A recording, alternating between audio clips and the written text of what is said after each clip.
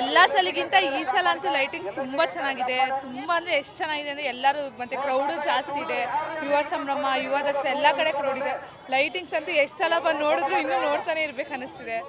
ನಮ್ಮ ಮೈಸೂರು ಬಗ್ಗೆ ಮಾತೇ ಇಲ್ಲ, ಯಾವಾಗಲೂ ಸ್ವರ್ಗನೇ. ಇನ್ನೂ ಸ್ಪೆಷಲ್ ಸ್ವರ್ಗ ಈ ಟೈಮಲ್ಲಿ ನಮ್ಮ ಮೈಸೂರಲ್ಲಿ ಬೆಸ್ಟ್ ಅಂದರೆ ಇದೇ ನನ್ನ ಪ್ರಕಾರ.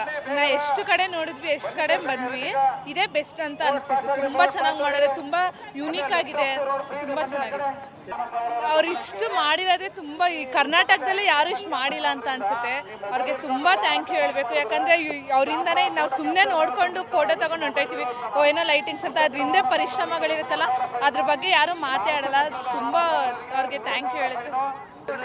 ಎಲ್ಲರಿಗೂ ಹೇಳೋದೊಂದೇ, ಎಲ್ಲರೂ ಮೈಸೂರಿಗೆ ಬನ್ನಿ. ಈ ಟೈಮಲ್ಲಿ ಯಾರು ಮೈಸೂರನ್ನ ಮಿಸ್ ಮಾಡ್ಕೋಬೇಡಿ. ಬನ್ನಿ, ಮೈಸೂರನ್ನ ನೋಡಿ ಎಂಜಾಯ್ ಮಾಡಿ. ಸ್ವಲ್ಪ ಕ್ರೌಡ್ ಇರುತ್ತೆ, ಏನಿಲ್ಲ, ಇಟ್ಸ್ ಓಕೆ. ಬನ್ನಿ. ಈ ಥರ ನಿಮಗೆ ಪ್ರತಿ ವರ್ಷ ಸಿಗಲ್ಲ. ವರ್ಷ ಬೇರೆ ಥರ ಇರುತ್ತೆ. ಪ್ರತಿ ವರ್ಷನೂ ಬನ್ನಿ, ಪ್ರತಿ ವರ್ಷನೂ ನಮ್ಮ ಮೈಸೂರನ್ನ ನೋಡಿ. ಈ ಬಾರಿ ದಸರಾ ಲೈಟಿಂಗ್ಸ್ ಅಂದರೆ ತುಂಬ ಅದ್ಧೂರಿಯಾಗಿ ಬಂದಿದೆ.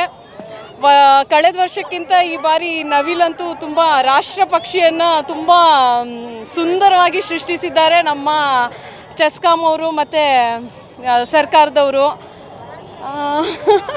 ತುಂಬ ಖುಷಿಯಿಂದ ನಾವು ಮಕ್ಕಳನ್ನೆಲ್ಲ ಕರ್ಕೊಂಡು ಬಂದಿದ್ದೀವಿ.